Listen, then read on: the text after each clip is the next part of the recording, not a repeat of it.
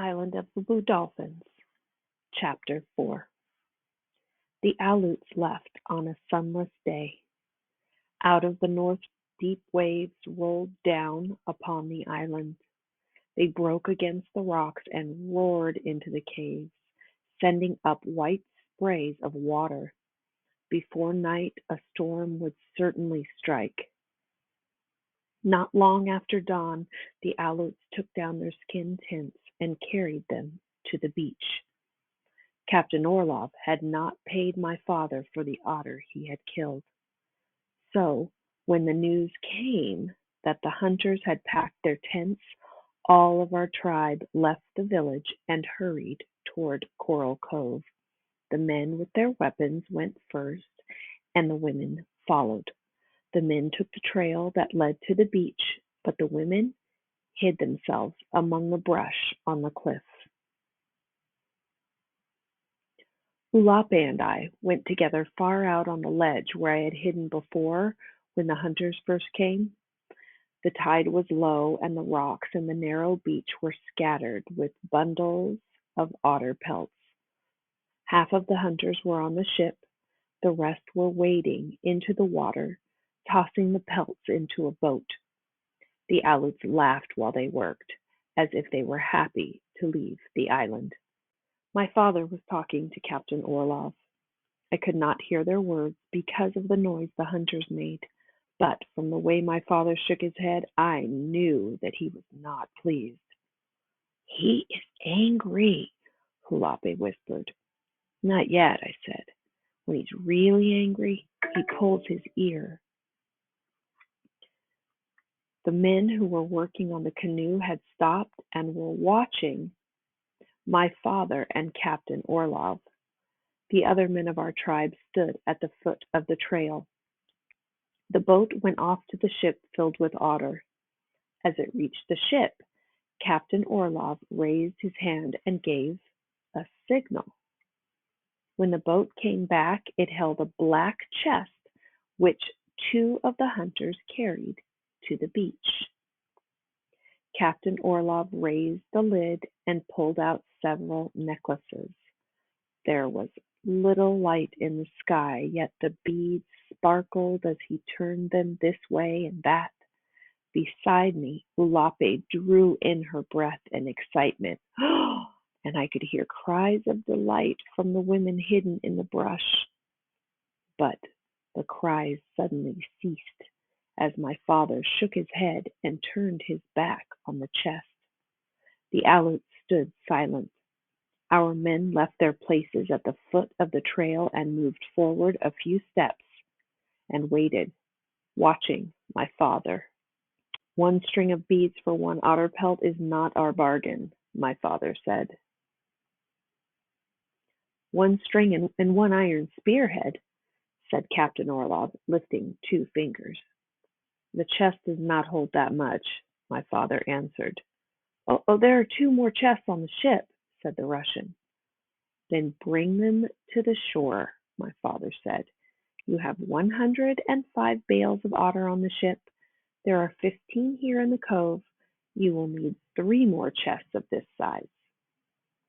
Captain Orlov said something to his Aleuts that I could not understand, but its meaning was soon clear. There were many hunters in the cove, and as soon as he spoke they began to carry the otter pelts to the boat. Beside me, Ulape was scarcely breathing. "Do you think that he'll give us the other chests?" she whispered. "I don't trust him. When he gets the pelts to the ship, he may leave." "It's possible." The hunters had to pass my father to reach the boat, and when the first one approached him, he stepped in his path. "The rest of the pelts must stay here," he said, facing Captain Orlov, "until the chests are brought." The Russian drew himself up stiffly and pointed to the clouds that were blowing in toward the island. "I load the ship before the storm arrives," he said. "Give us the other chests. Then I'll help you with our canoes," my father replied. Captain Orlov was silent. His gaze moved slowly around the cove. He looked at our men standing on the ledge of a rock a dozen paces away. He looked upward toward the cliff and back at my father. Then he spoke to his Aleuts. I do not know what happened first, whether it was my father who raised his hand against the hunter whose path he barred, whether it was this man who stepped forward with a bale of pelts on his back and shoved my father aside. It all happened so quickly that I couldn't tell one act from the other. But as I jumped to my feet and Ulape screamed and the other cries sounding along the cliff, I saw a figure lying on the rocks. It was my father, and blood was on his face. Slowly, he got to his feet. With their spears raised, our men rushed down across the ledge. A puff of white smoke came from the deck of the ship. A loud noise echoed against the cliff. 5 of our warriors fell and lay quiet. Ulape screamed again and flung a rock into the cove. It fell harmlessly beside Captain Orlov. Rocks showered into the cove from many places along the cliff, striking several of the hunters.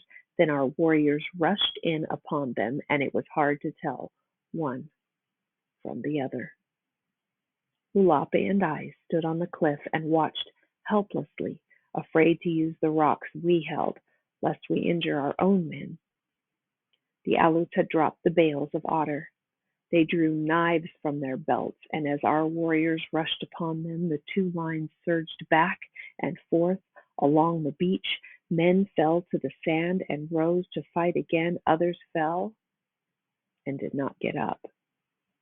My father was one of these.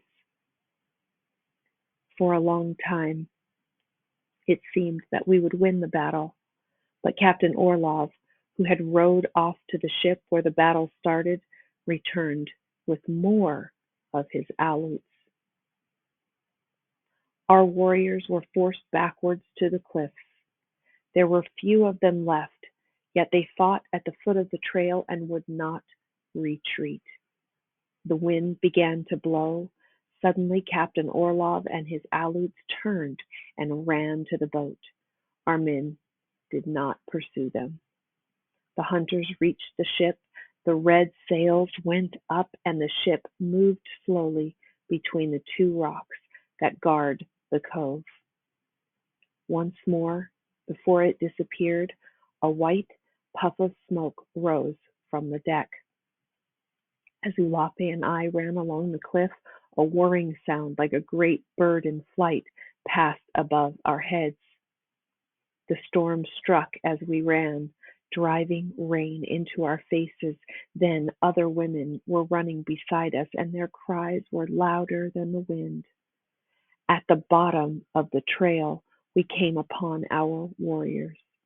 Many had fought on the beach.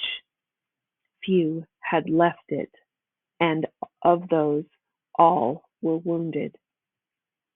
My father lay on the beach, and the waves were already washing over him.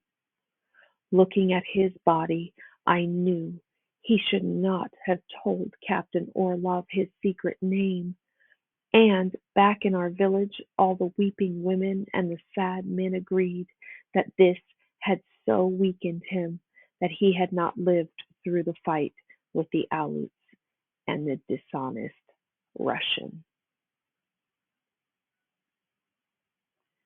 And that's the end of chapter 4 of Island of the Blue Dolphins.